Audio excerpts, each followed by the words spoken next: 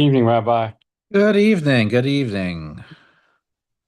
How's how are things? How's everybody doing? Things are good. It's raining and cold here in Knoxville. It is about the same here in Charleston. So we're we're trying to get through it. Yeah, it's people are a little unhappy about it, but it's it's late October. It's gonna Mm-hmm. Mm-hmm. happen.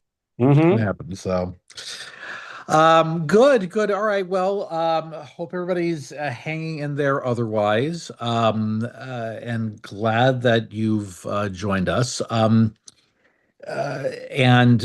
we have we have this live streamed on YouTube, so people can obviously look back at this as needed. But what I wanted to mention at the top, and I can mention it again, um, the next time we will have this class will be on November 10th, and we're gonna do that. We're gonna start. We're gonna have that one from 6 until 7. We're gonna have it a little earlier because the Justice Knox program. This is a social justice program that Escamuna is participating for advocating for local needs. The Justice Knox is having an important meeting that starts at 7. And I am going to be in town on the 10th. However, I'm not going to be in person. I'm not going to teach the class in person because I'll want to go straight from the class to go into that meeting. So if that's all right, we'll do that one by Zoom as we often do. So that is on November 10th, and then the 24th we'll have at Zoom normal time 6:30, etc. So that's what we got for November, and then we'll talk later about December and beyond. So we will go from there. So um, we did we had a couple of really big psalms, important ones, thematically and in terms of our liturgy. Um, this next one, I don't believe that it is part of our liturgy, but it does have a feature that we find elsewhere in our liturgy, which has to do with the very structure of the psalm itself. So we are doing Psalm 25 tonight, and hopefully we'll be able to do the psalm in its entirety. We'll see how it goes. It's a little longer. It's 22 verses, so a little longer than some of the other ones we've had. But I don't know. I think we should be able to, get to it pretty well. Let me open up Safaria.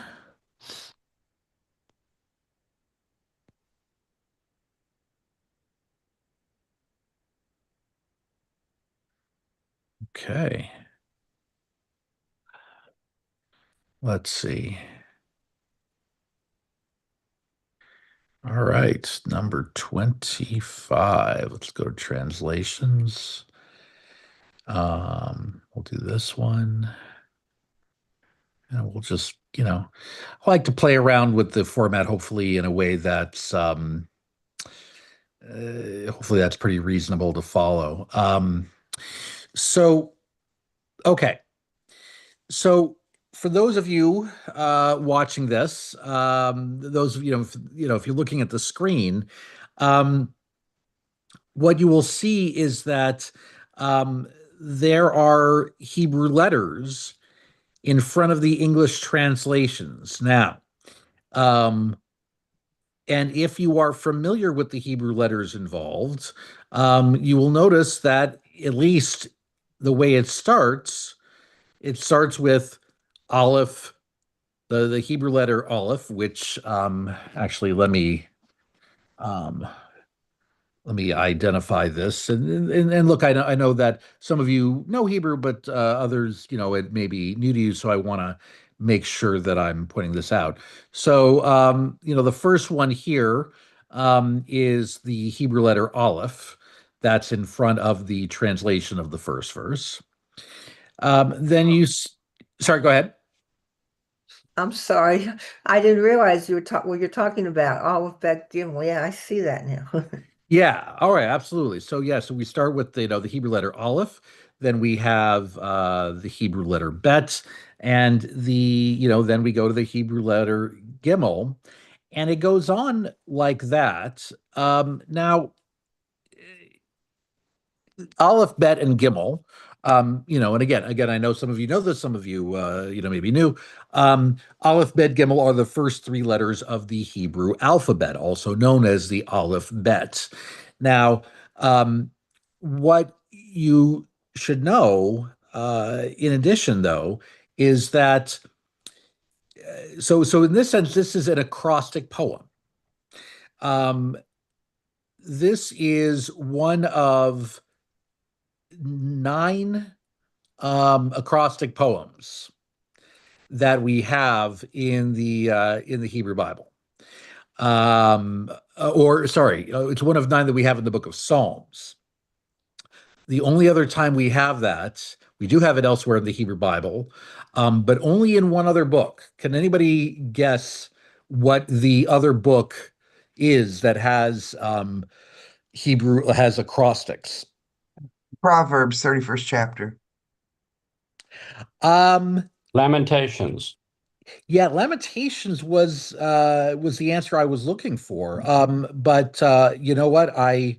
Ancient Are Hariel, yeah, ancient. And I didn't know that until I looked at a piece of calligraphy Arnold did. All of a sudden, it sunk in. you know something? So yeah, yeah, Eshed Chayil is in alphabetical order, which you know something. Mary Linda, you pointed out something that Robert Alter did not mention in his commentary. So that's a bonus of some sort. So very good because I hadn't thought of that, and I'm like, yeah, that's true. So I'll pray this Arnold. There you go. There you go. Um, so this is it's an acrostic that goes alphabetically. Now, what you should also know is that the Psalms, at least as we have them, don't always do the acrostic completely true, like truly to, they don't do it exactly. They don't stick to the Aleph Bet perfectly all the time. And you're going to see this is one of those examples where they don't stick to it absolutely.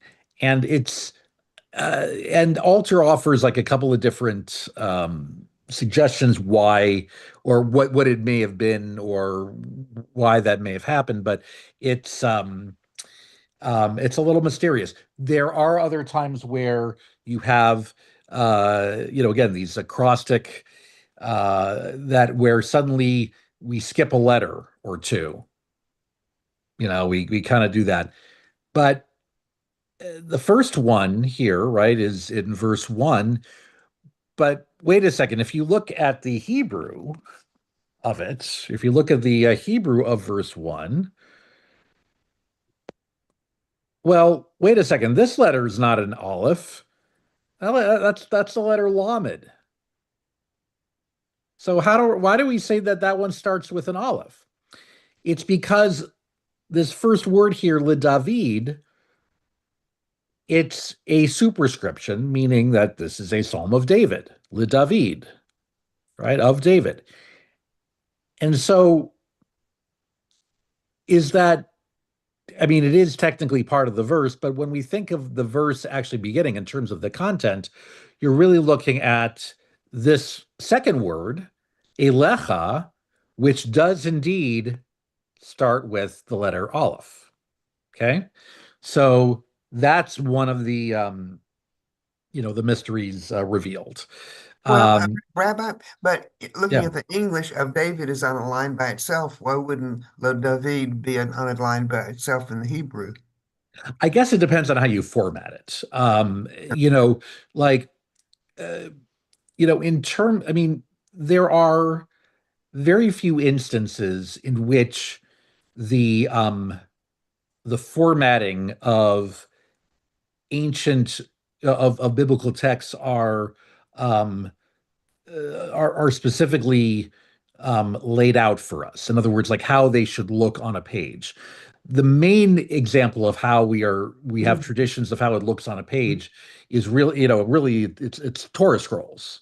That's the main thing. And I would also suggest, the other one that comes to mind is a scroll of the Book of Esther, where there are customs in terms of where you put the words on the page, right? There's a custom that, with the exception of the very first column of a scroll of Esther, that with the exception of the very first column, every other column ideally should begin with the word Hamelech, because the word Hamelech, meaning the king, is, it's very prominent because King Achashverosh is a major character in the Book of Esther. But some people also have a custom of doing that because the name of God does not appear in the Book of Esther. And some people say that, oh, but if we put Hamelech at the top of every column, then it's like God is there. So that's a little trivia regarding that. Um, but I would say that for most other books, the way that you have the formatting of the words when it's in print is completely arbitrary. So the fact that we have of David and then O Eternal One, etc., right after it, that is a decision made by the translator and by Safaria, not nearly as much. Not about. It's not about our decision making. Good questions. Anyway, so this is an acrostic. Any other questions about like formatting or about the acrostic for now? Okay, all good. So let's see. Uh, uh,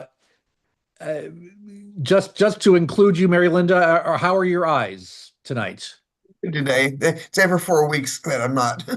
Okay, all right. So if you'd please read the first three verses for us. Thank you for asking.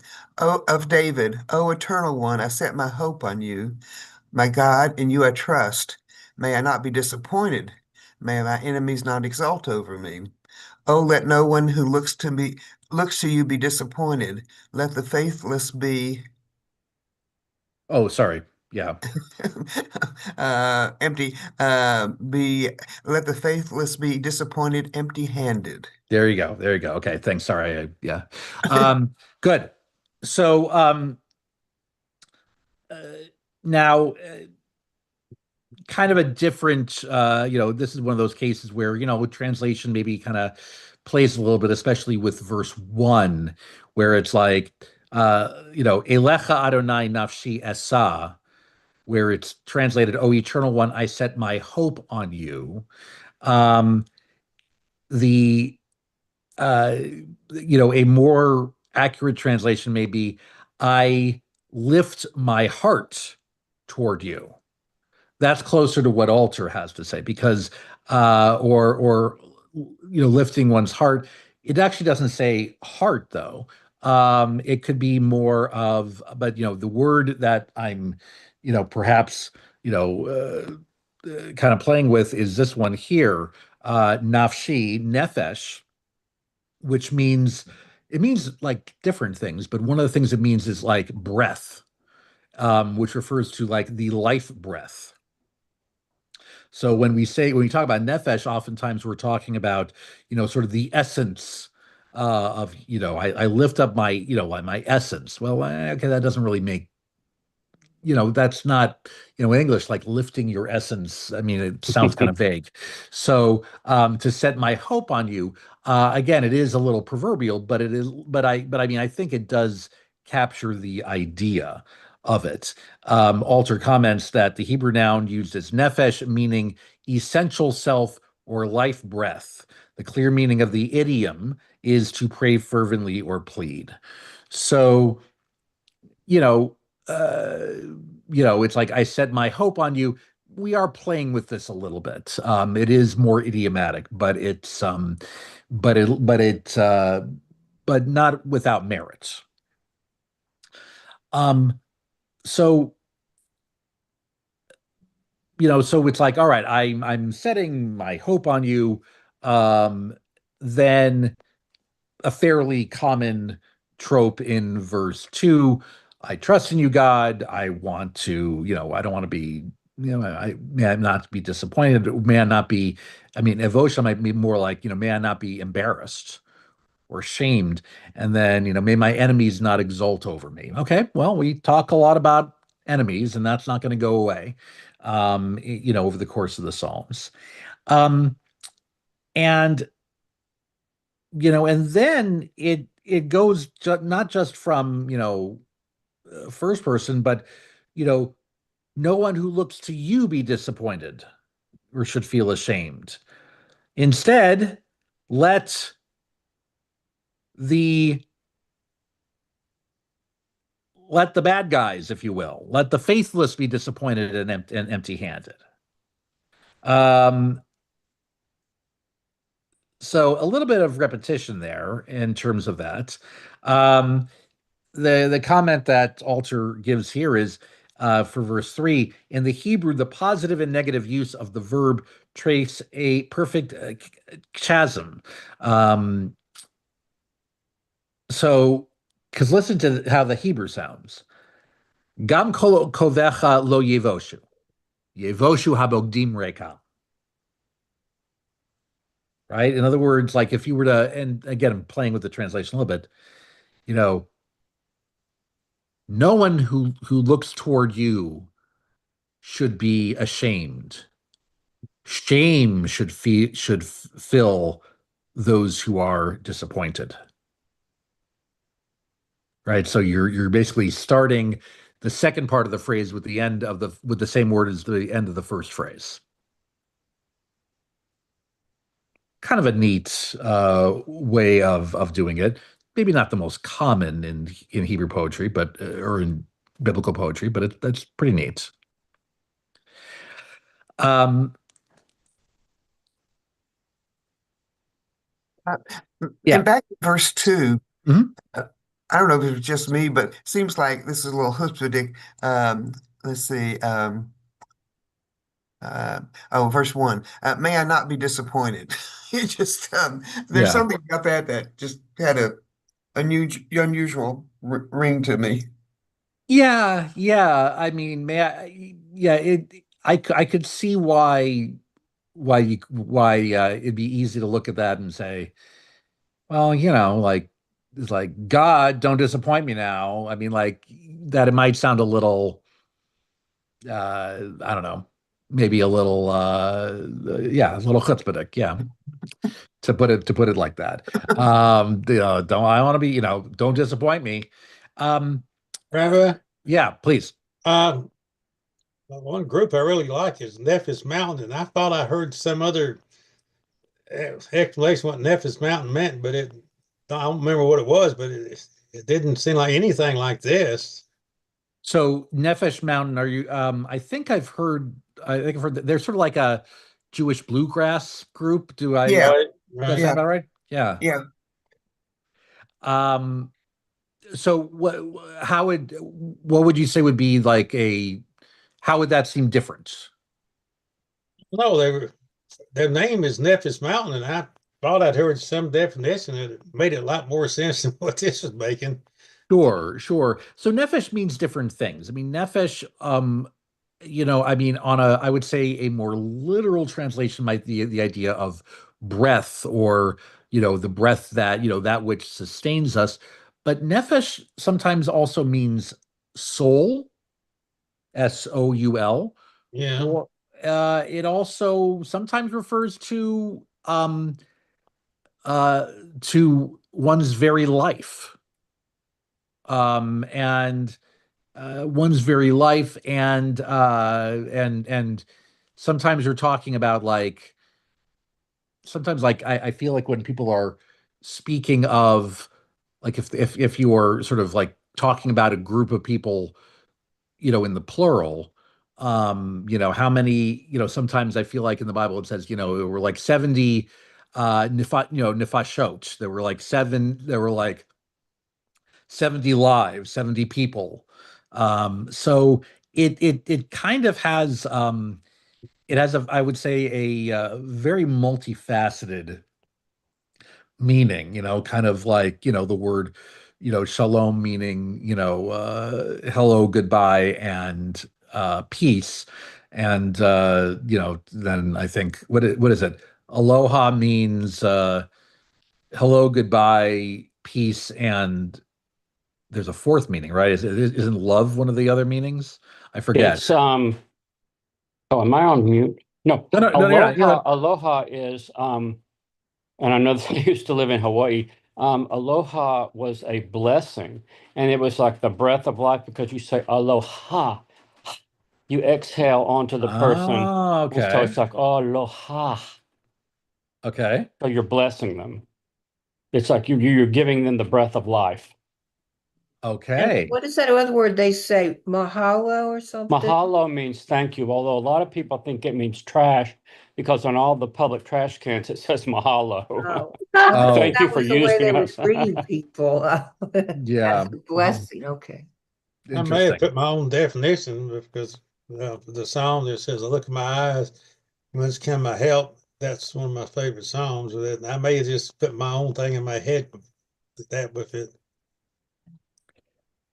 Yeah, yeah. I mean, I guess there are just certain words that just have this multitude of meanings, and that in which you can, and those meanings can relate to each other. But it's not like, I mean, it's not like it's not like there's this word that means hello, goodbye, peace, and asparagus or something like that. I mean, like they all kind of relate to each other. I mean, unless you find great peace in eating asparagus, which I don't. But so they all kind of relate, um, even if they are different ideas. They all sort of in the same family, if that makes sense. We learned all that in Hebrew class with on Nefesh that there were a lot of meanings to it. Yeah, absolutely. Um, okay, so all right, so no, look, good questions all. So let's see. Let's see. Linda, would you do 4, 5, and 6? Let me know your paths, O Eternal One. Teach me your ways. Guide me in your true way and teach me, for you are God, my deliverer. It is you I look to at all times. O Eternal One, be mindful of your compassion and your faithfulness. They are old as time. Okay. So we got to talk about the format again for a minute, which is that you see, and again, this is just like a modern editor doing this. You have the Dalet here, you have the Hey and Vav. Wait. Why do we have a Hey and a Vav? Oh. Wait a second. But then you have Zayin. Okay, so we're still in alphabetical order, but wait, why is there a Hey and a Vav here? Okay. I wonder. All right. Uh, so what's going on? So yes, the fifth verse begins with the letter Hey, which is the fifth letter of the Hebrew alphabet. The sixth verse begins with the letter Zayin, which is the seventh letter of the Hebrew alphabet. What happened to Vav? It's not entirely clear what happened to Vav. However, um, what you should know, though, is that I wonder if the reason why you have the Hey and Vav put together, again, this is a modern editor who threw this in. It's not that this was, that this is part of the text of it, but you have in Hebrew for verse 5, you have Hadricheni Va'amitecha. Now, the word Va'amitecha is spelled with a Hebrew letter vet. However, vet makes the same sound as a vav. So what they're trying to do is basically indicate to you, all right, yeah, there isn't a verse that begins with the letter vav, but maybe we can count this verse as being the hey and the vav verse by saying, all right, well, we have a hey, and then we have the next word that begins with a letter that sounds like a vav. Maybe that's a stretch, if you make the, and that would be fair to say. But but I do find that kind of amusing.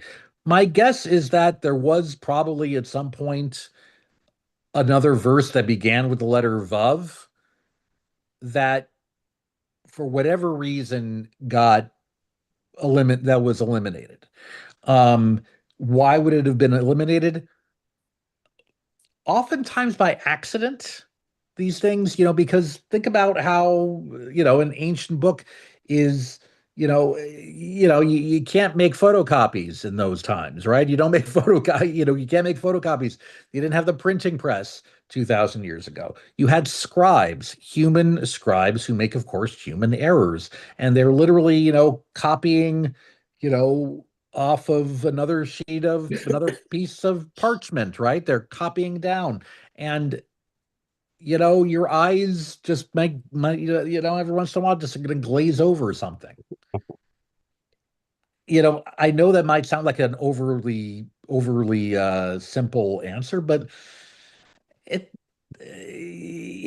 I think it's pretty plausible that it just could be that, there was a verse that began with the letter vav that just kind of got lost to history. Um, and if you look at the, I mean, and it is far from the only time in which entire words, entire sentences that would seem to make passages in the Hebrew Bible make a lot more sense just don't really, don't really come in. They don't really, it kind of gets lost, right? I know I'm going to go on a little bit of a tangent here, but I want to give you what I think is, just the most amazing example of completely of like a section that would make a lot more sense. Okay. This is a story of Cain and Abel, which we read about in synagogue, 10 days ago. Um, so, okay. Quick review of the story. Cain and Abel, they're Adam and Eve's first two sons. Cain kills Abel because he's jealous that God accepts Abel's sacrificial offering, but not his. And there's this section where, okay, if you look at verse 8, okay, so this is Genesis chapter 4, verse 8. Vayomer Cain el hevel achiv. Vayehi biotam besadeh. Vayakom Cain el hevel achiv v'yargehu. Now look at the English translation that we have. Cain said to his brother Abel, ...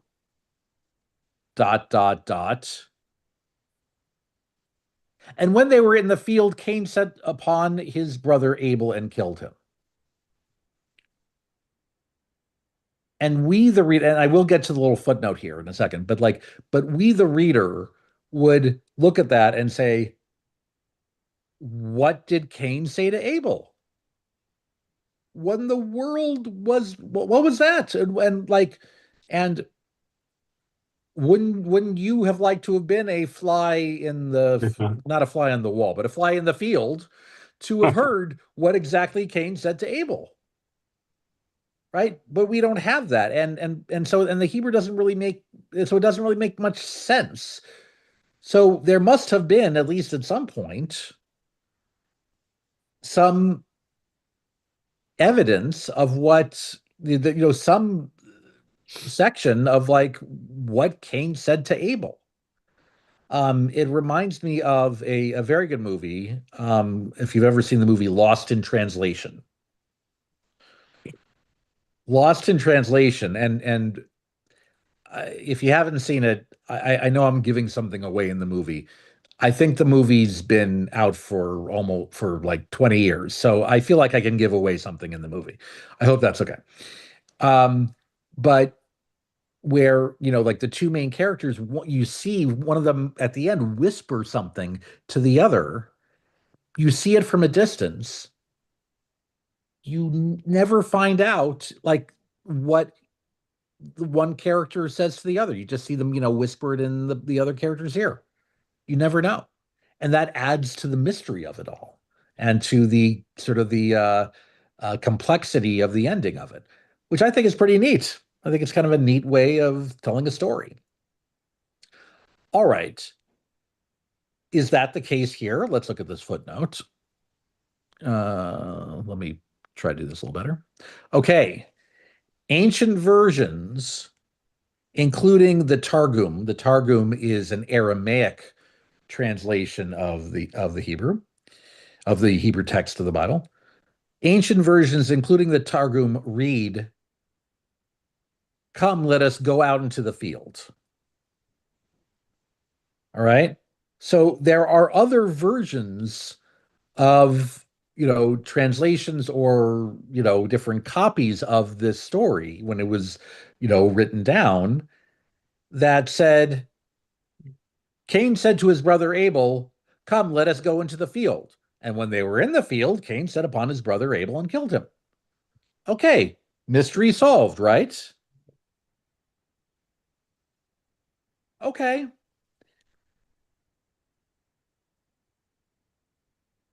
Now, do we know that that's part of the original text, though? We don't. And it's quite possible that some of these early transcriptions and translations of the Hebrew Bible put that in because otherwise this sentence is completely nonsensical, or at least or it doesn't follow. Cain said to his brother Abel, and when they were in the field, it's like you skipped something, right? If somebody was telling a story and they said a sentence like this, you'd say, I missed something here, right? So it could be that somebody else threw it in order to make it make sense. I know this is all tangential, but I guess I want to um, recognize that the influence of scribes in biblical writings cannot be underestimated. You have to factor in their role in understanding some of the idiosyncrasies that appear in the text from time to time. And in my mind, it doesn't make the Bible more flawed, but it adds character to it. It adds a little bit of, it's like, I mean,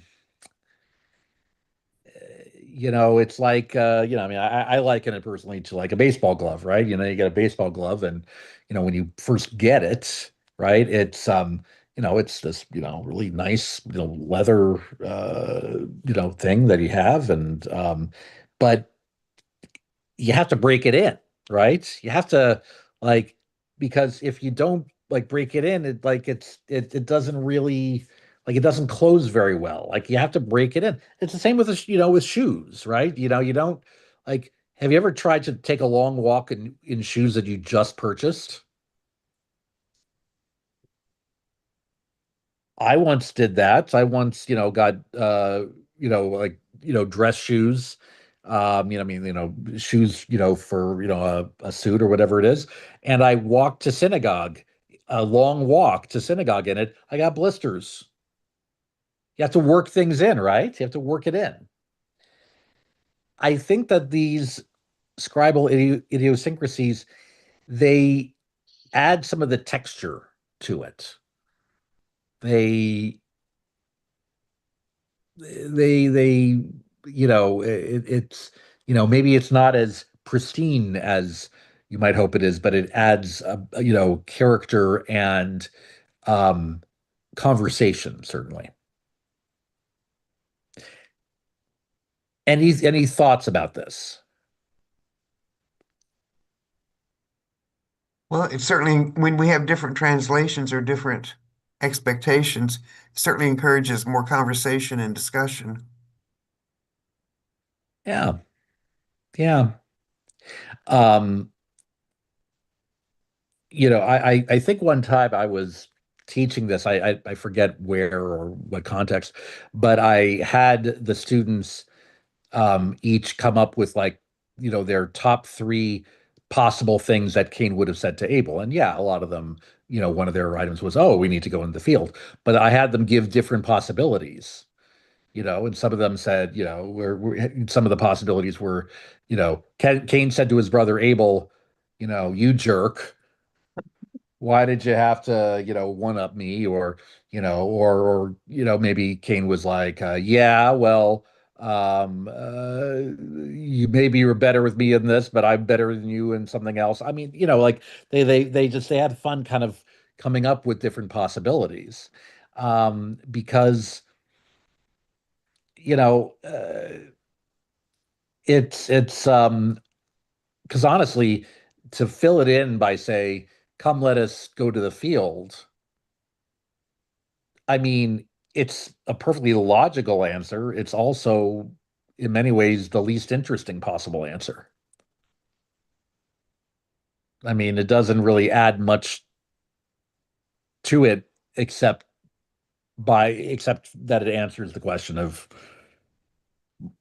what did he say? But Well, some people get uptight though, that they think at least at least the Torah was dictated by God, and if it's dictated by God, it can't have any mistakes. right, So how right. does it deal with that? So, you know, that's I mean, when it comes to this, let's actually see real quick what some of the commentary might say about this. Let's see what Rashi has about this. All right, so this is Rashi, right? I mean, this was like, the in terms of biblical commentators, especially of medieval times, he's what you would call in modern parlance the OG, the original, and still most popular. Um, Cain spoke to Abel. What does that mean? According to Rashi, it means he, meaning Cain, began an argument, striving and contending with him to seek a pretext to kill him. Um, so Rashi would look at it and say, all right, what did he say? It's not so much that, in other words, like in this case, like Vayomer, the word that he said doesn't really mean that he said the following thing. It's more that Cain spoke to Abel, and then when they were out in the field, in other words, like what I mean, at least my read of Rashi's commentary is that you don't really necessarily need to know what was said. All you need to know is that Cain talked to Abel and then killed him. So that's one commentary. Um, Rabbi, I have yeah, a Chaim yeah. edition, who's ever, and looking at that, because I wonder how many of us have, well, I'll say for myself, I never noticed the dot, dot, dots, which is interesting, because the Torah does not quote any conversation between Cain and Abel preceding Cain's murder of his brother. The sages seek to fill the vacuum. They imagine Cain and Abel arguing over which of them would marry Eve after Adam's death, or over which half of the world each of them would inherit, or over the question in whose territory the future temple would be built. Ever since, sexual rivalry, economic conflict, and religious quarrels have been the source of violence among human beings. Yeah, yeah. I mean, it could have been that they were just that they, I mean, look, we assume from context And it's not a bad assumption to make. That the assumption is that Cain is jealous at Abel about God accepting Abel's sacrifice and not Cain's, because that's the information that we have going into verse 8 of Genesis chapter 4. But what were they arguing about? They could have been arguing about any number of things. Right? I mean, they could have been, I mean, think about, they could have been like those guys in the beer commercial. Tastes great, less filling, tastes great, less filling. And I mean, who knows? I mean, they who knows what they were arguing about, right? Um, it could have been any number of things, right? And in other words, what do we get from this but just as Mary Linda read, the idea of um, uh, arguing between brothers, whether literal brothers or figurative brothers, um, has I mean, it's like this is basically the birth of human conflict right here. Yeah. Um, I mean, so Ibn Ezra. Ibn Ezra is one of my favorite. Like, I really like Ibn Ezra's commentaries a lot of times, where he says, "It appears to me that Cain related to Abel the full account of the rebuke with which God had reproached him." Right? Because God had like God knew that Cain was mad about the sacrifice. So God had said, Cain,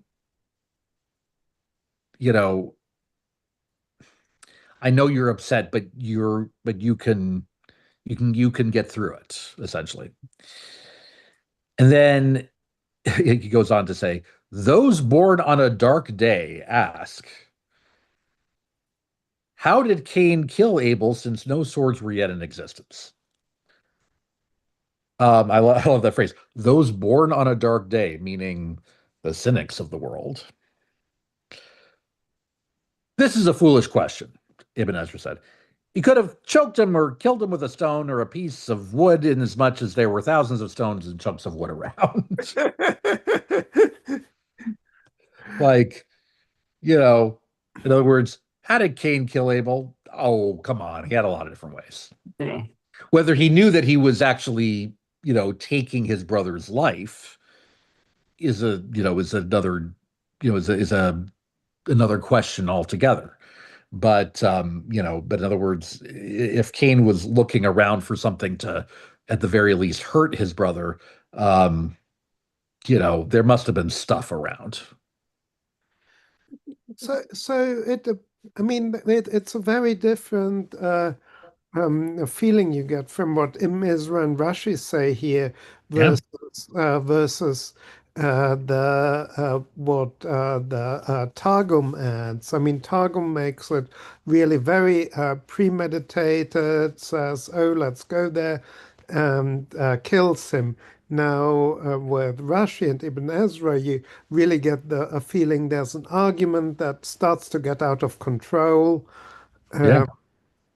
So it's very different. And I mean, the Hebrew clearly, that's you have the feeling something is missing. Is something missing intentionally to open to leave us open to interpretation, or is something due to a scribal error that has been lost over the time?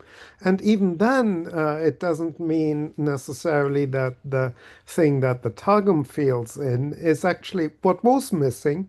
It might just be, oh, they had the clear feeling like we have, oh, something is missing, and they fill in the obvious one that just uh, comes to your mind, and the easiest hole to fill. Sure, sure. No, I mean, it's a very different way of approaching it. And so, um, you know, and so bringing it back to, this irregularity, I guess I can say about Psalm 25 in terms of the order of the way that, the acrostic kind of doesn't completely stand. Um,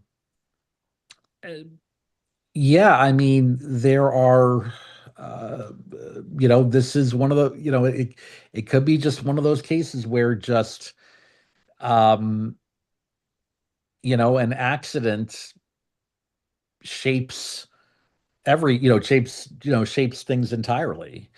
Um, So yeah, um, I have to tell this story because just we were talking about like errors and in text and things like that. And please forgive the baseball talk, but we're in the middle of the World Series. I get to do this. So that so there were plenty of stories told about Yogi Berra, who the legendary New York Yankees catcher, truly one of the great catchers of all time. Um, and Yogi Berra, however, was better known for being somebody who just said stuff funny. He didn't say things like were purposely funny. He just kind of misspoke and made these sort of malapropisms. And so there's a story told that it's probably made up, but where he looks in the newspaper the day after a game, and he saw that he wasn't given that the box score from the previous day's game, the thing where it says how each player did. It didn't give him credit for a hit, for having a base hit in that game. And the story goes that he was upset about this, and he goes to the office of the newspaper and says, let me, who in the sports department didn't give me credit for a hit? I got a hit in that game. Um, and uh, and so the story was that the response was, Mr. Barra, gosh, I mean, I'm sorry, it must have been a typographical error. And uh, Yogi supposedly responded, no, it wasn't a typographical error. It was a clean single to right field.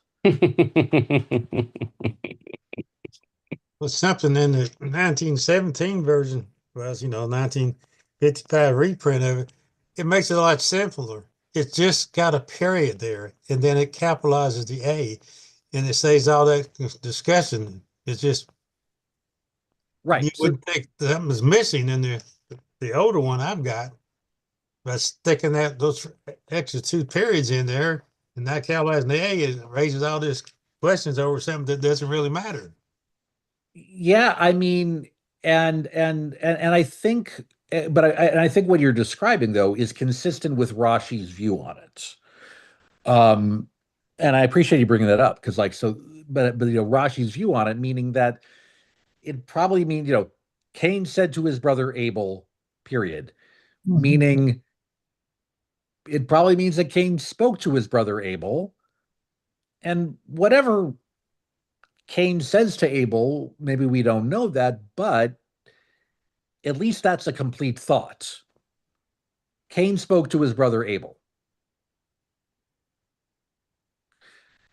That's a complete, understandable sentence. Cain spoke to his brother Abel. So it may be on purpose that we don't know what he said to Abel, Right. so that we have to think about it. Right. Right. Yeah. Also, Yeah. it doesn't place blame or credit on either one of them if we don't know what was said. Right. Right. Because, who knows? I mean, if Cain spoke to his brother Abel, I mean, maybe Abel called him a bunch of mean names, responded with a bunch of mean things. And I mean, like, it leaves it open, not to excuse Cain for killing Abel, but at least like it could at least give plausible ideas of what it was that motivated Cain to, at the very least, hurt his brother. Again, not knowing whether Cain realized that whatever he did was going to actually end his brother's life, since there was no death up to that point. Um, And that's very much the way I know my brothers not interacted. I mean, it was like, God loves me more. I had a better offering than you did. And then Cain gets more incensed and things snowball. yeah, yeah. I mean, it could be that, it could be that Abel was, Cain spoke to his brother Abel, and Abel responded with na na na na na na. I mean, or Hmm. or who knows, Which way whatever. is it in the Hebrew? What's na na na na na na in the Hebrew? No, I don't see any punctuation marks. I mean, what's in the Hebrew? Is it got something in there means it's incomplete, or is it the way the older translation is just a period as a capital A? Right. I mean, the the punctuation that we have, the different markings above and below and in the middle of, in the of the Hebrew letters that we have, those were all added by the Masoretic scholars. Those were all added by people who sort of dealt with the biblical text between the year 500 before the Common Era to the year 500 after the Common Era, in the Common Era. So that's meaning whatever text those scholars received was text that didn't have really any any, like, they basically inherited the words and tried to kind of make sense of it all. Yeah. So like the plain text, right? Yeah, I mean the Hebrew really just said, oh, said Cain to Abel, his brother, and they were and they were together in the field. Yeah. Yeah. So yeah, so it's not entirely, look, of course, it's not entirely clear. And I guess I guess trying to put a bow on this idea that uh, there are times where when we see things that are puzzling in the biblical text we look at, there are times where speculating about what a scribe may or may not have done to help to cause the irregularity or the sort of the baffling, what's sort of baffling about it all. Um, uh, sometimes just saying, "Oh, well, this must be been a scribal thing or whatever it is." It's it can be helpful, and I think that there are times where that is the most logical explanation. But I also think that an over reliance on that takes a little bit of the magic away.